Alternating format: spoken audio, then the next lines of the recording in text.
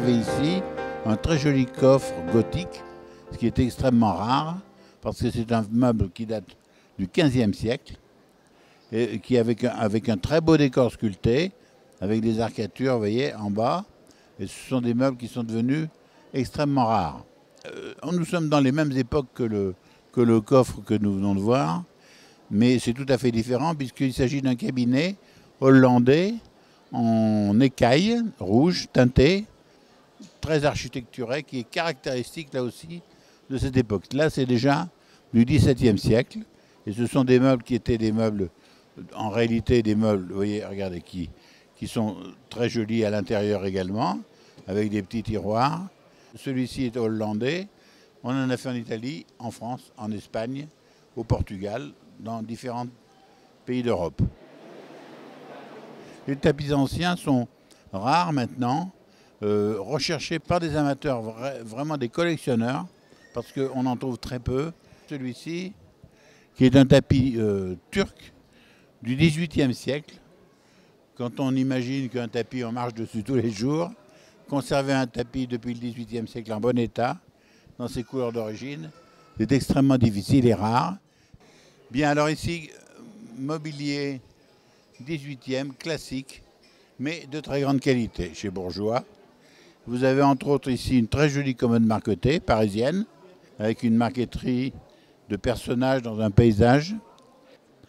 Nous sommes devant un très joli bureau, dit un bureau de pente, qui est en marqueterie de différents bois. Vous le voyez, il y a du bois de rose, il y a du satiné, il y a du bois de violette, et il est entièrement galbé.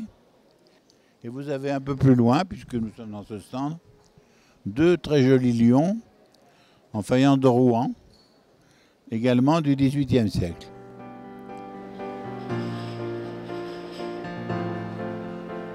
Ici, nous avons le stand d'horlogerie de M. Vouillet, qui est un grand spécialiste lorrain de l'horlogerie.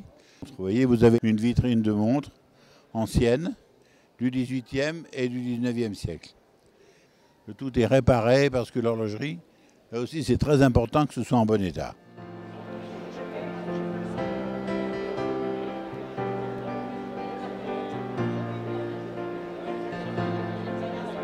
C'est la première fois qu'un hommage est rendu à Georges-Max Claudet, artiste céramiste. C'est le fils unique de Max Claudet, le célèbre sculpteur contemporain de Courbet.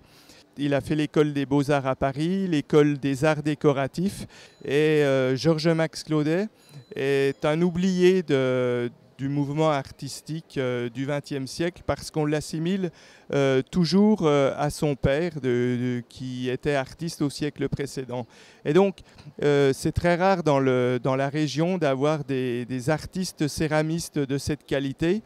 Et je souhaitais, à travers un échantillon de sa production qui couvre tous les courants artistiques de la première moitié du XXe siècle, je souhaitais lui rendre hommage à l'occasion de la 36e édition du Salon des Antiquaires de Besançon en novembre 2012.